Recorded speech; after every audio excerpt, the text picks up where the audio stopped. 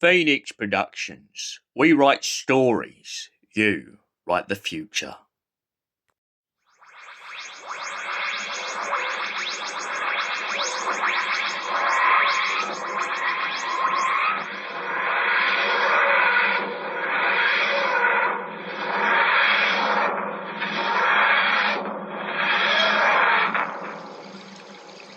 Always hard to know where to begin a story, especially one like this.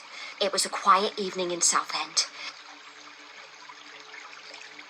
Yaz and I were enjoying a lovely walk along the seafront as the waves crashed against the beach and the smell of fish and chips intoxicated our senses.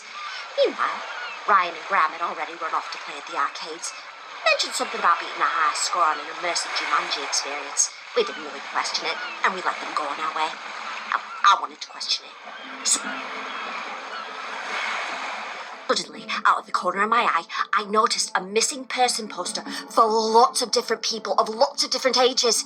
Yaz began to use her police skills and came to the conclusion that they had all seemed to have gone missing from the exact same place. We ventured further, knowing the source of the problem couldn't be far away. I suddenly noticed a toy shop that, to my knowledge, hadn't been there previously. Yaz began to panic. Said we should go find Ryan and Graham. To which I said, nah, why let the boys have all the fun? Let's go have some fun together. Ah, come on, Yaz, why let the boys have all the fun? This is our girl time together. Let's go find out what that shop is. Just a secret little adventure. Just the two of us. We'll keep it between ourselves. She laughed at that and we entered the shop.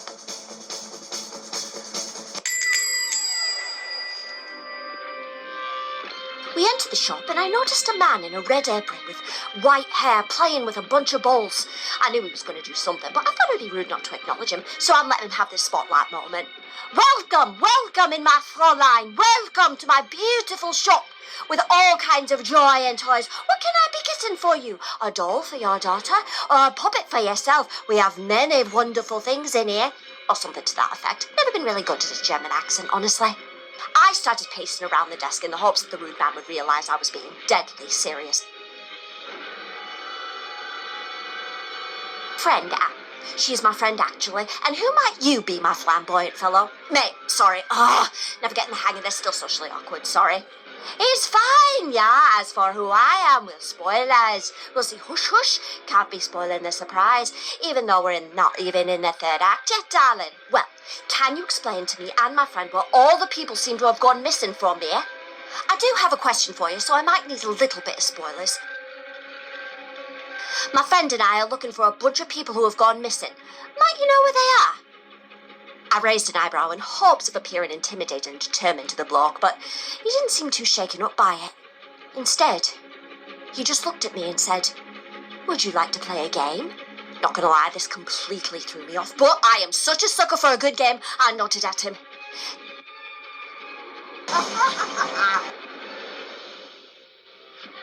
He pulled out cups from under his table and placed 3 in a row.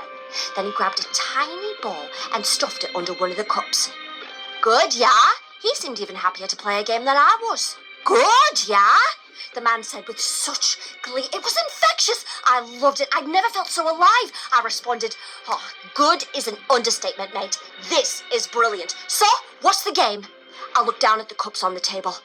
It's rather simple. All you have to do, Doctor, is pick up the right cup to win anything from the toy shop, and then let's say you get a prize. Even with the distraction of another customer entering the shop, I knew I had a 50-50 chance of picking the right cup. I closed my eyes and picked up the cup on the left. Are you sure you want that cup, Doctor? I paused and started to question myself. Then I decided why not. I was going to go for it. Well played, Doctor. Now, before I choose my prize, would you like to know my name? The man's grin began to unsettle me, but my curiosity was piqued. Who was he? Where did the shop come from? Sure. Who are you, my mysterious friend? Sure.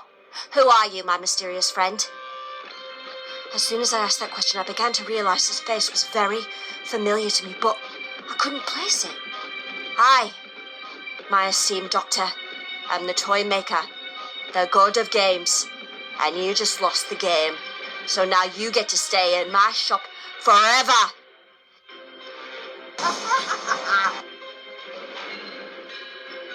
Giggle was unsettling as a smile. I tried to scream for Yaz, but as I turned around, she was nowhere to be seen. Little did I know a future incarnation of me had saved her from the horror of what was happening to me.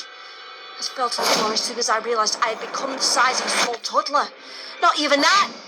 The toy maker approached, and I soon found him picking me up, putting me on a shelf as he added me to a collection of toys. I tried to scream out again, but I couldn't.